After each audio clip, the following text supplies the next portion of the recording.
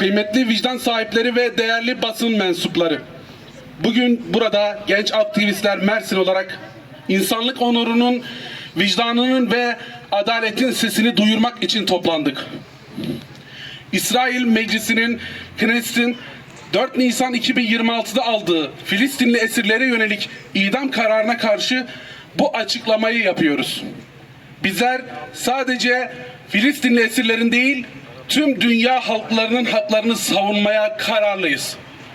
İsrail'in bu barbarca kararı uluslararası hukuku, insan haklarını ve tüm insanlık değerlerini hiçe sayarak insanlığın ortak vicdanına yapılmış büyük bir saldırı olarak görüyoruz. Filistin'de işgal altındaki topraklarda bu barbarca karar yalnızca 9.000 Filistinli esirin yaşam hakkını değil, tüm insanlığın onurunu tehdit etmektedir. Siyonist işgalci rejim tüm dünyanın gözü önünde Filistinli esirlere uyguladıkları işkenceler, tacizler ve katliamlarla adeta insanlık suçları işlemektedir. Filistinli çocuklar, doktorlar, gazeteciler ve siviller İsrail'in bombaları, kurşunları ve düzenlediği soykırımlar nedeniyle hayatını kaybetmektedir. Bu barbarca katliamlar 7 Ekim 2023'ten bu yana hız kesmeden devam etmektedir. İsrail, Filistinlileri öldürmekle yetinmemekte, onları cezaevlerinde daha fazla işkence ve zorbalığa tabi tutmaktadır. Bu karar yalnızca Filistin halkına işlenmiş bir suç değil, tüm insanlık adına utanç verici bir durumdur. İsrail'in Knesset Meclisi'nde alınan bu idam kararı, Filistinli esirlerin savunmaya ve temiz hakları hiçe sayılarak yargısız infazlara zemin hazırlamaktadır.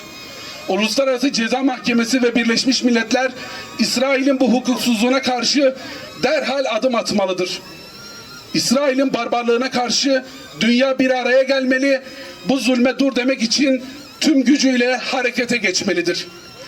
Bizler genç aktivistler olarak bu barbarca yasaya karşı tek bir ses olarak haykırıyoruz.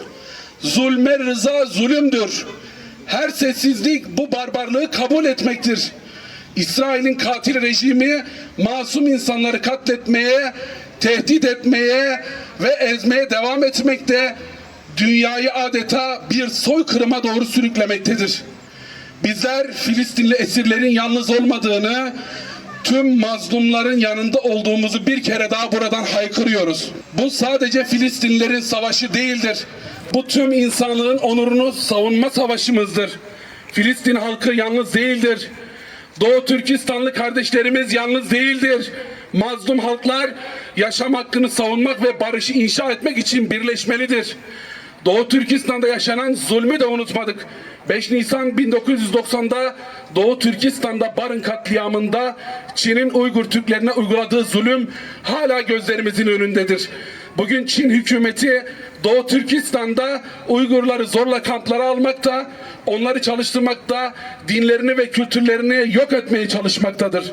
Filistin'deki zulümle paralel olarak Doğu Türkistan'daki soykırım halen devam etmektedir.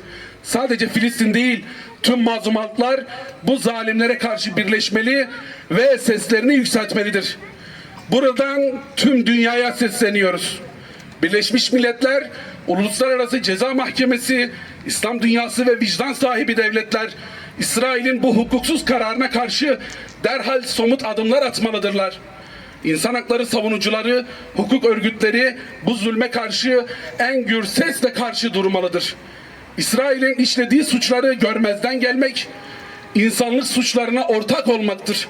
Tüm dünya Filistin ve Doğu Türkistan'daki zulme dur demek için birleşmelidir. Genç aktivistler olarak Filistinli esirlerin yalnız olmadığını, Doğu Türkistanlı kardeşlerimizin zulme karşı direncinin yanlarında olduğumuzu bir kere daha tüm dünyaya haykırıyoruz.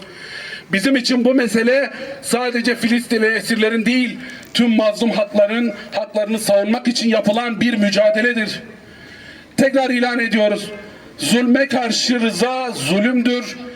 Her sessizlik bir kabul ediştir. Susulamaz. İnsanlık onuru işgali yenecek. Filistin halkı yalnız değildir diyoruz. Allah'ım, mazlumların yardımcısı sensin. Gazze'deki kardeşlerimize yardım eyle. Üzerlerindeki zulmü kaldır. Sıkıntılarını gider. Ferahlık nasip eyle. Allah'ım onları rahmetinle kuşat, meleklerinle koru, kalplerine sabır, yüreklerine güç ver. Allah'ım zalimlerin tuzaklarını boz, birliklerini dağıt ya Rabbi. Mazlumlara nusretini ve zaferini nasip eyle. Allah'ım şehadetlerini kabul eyle, yaralarına şifa ver, yetimlere, annelere ve çaresizlere merhamet eyle. Amin, amin, amin ve selamun alel murselin velhamdülillahi rabbil alemin. El Fatiha. Yalanlar her bir sözlerinde erisin tüm dünya. Gazze gözünde.